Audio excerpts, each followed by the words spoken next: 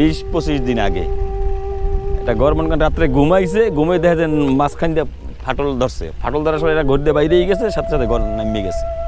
মানুষ বাচ্চা আছে কিন্তু ঘরে কিছু রাখতে পারে না, সব চলে গেছে নদীর ভিতরে। নদী বেঙ্গল নিয়ে বলতে গেলে আমাদের তো হৃদয় ফেটে যায়। যেমন আজ থেকে 5 থেকে 7 বছর আগে ওই যে ওপারের চরটা দেখা যায়, ওই চরটা সম্পূর্ণ আমাদের এপারের জায়গা। এই কত 1 থেকে 1.5 মাস আগে এই জাহাজটা দেখতেছেন, এই জাহাজের এইগুলো পরে আরো 10-12টা ঘর ছিল, এইখানে বড় একটা বিল্ডিং ছিল। এক ফ্যামিলিতে একটা ঘরে 4টে ফ্যামিলি থাকতো, নদী গর্ভে বিলীন হয়ে গেছে।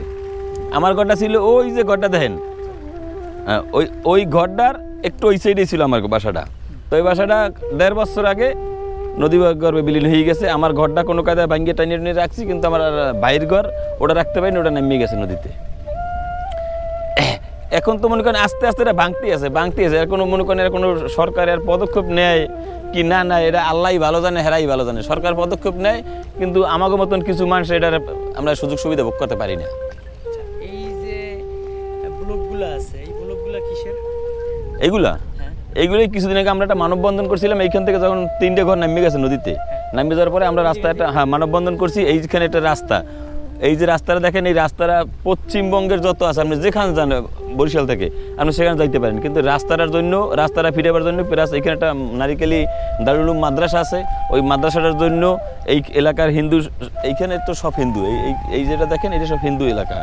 এই হিন্দুদের জন্য মনে করেন সবাই মিলে আমরা একটা মানববন্ধন করি। মানববন্ধন করার পরে প্রশাসন আমাদের দৃষ্টি লক্ষ্য রাখার সাথে সাথে মনে করেন ডিসি মহোদয় লোকজন আনিয়ে সাথে সাথে দেখাইয়ে মাপাইয়ে সাথে সাথে মনে করেন এখানে একটা বাজেট দিছে। সেই বাজেট দেওয়ার এই বালু টালু ফালাইছে, এখন বালু বস্তা ভরতেছে, বইটা এইখানে ফালাইবে ব্লকগুলো। আপনি কি মনে করেন এই যে ব্লকগুলো ফালাইলে পরে নদীর যে অবস্থা, এতে কি কিছুটা কি ভাঙল? হ্যাঁ, ভাঙল রোধ হইতে পারে। সরকার চাইলে সব কিছুই সম্ভব।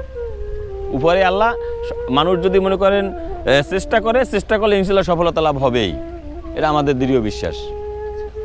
যাই হোক, তাহলে অলরেডি পদক্ষেপ নিয়েছে সরকার। জি, সরকার পদক্ষেপ নিয়েছে এবং কাজও চলতেছে, কিন্তু মানে কন্ট্রাক্টর খুব ঢিলা বাজছে। কারণ যে কায়দায় সরকার দিয়েছিল, টিএনও মহোদয় খুব দূরত্ব করে কাজটা করার জন্য দিয়েছে, কিন্তু কন্ট্রাক্টর কোনো কাজই করে না। মাল ফালাইছে, যেদিনকে কইছে পরদিনই মাল ফালাইছি, এরা ফালাই থুয়ে চলে গেছে, কোনো লেবার আয় না।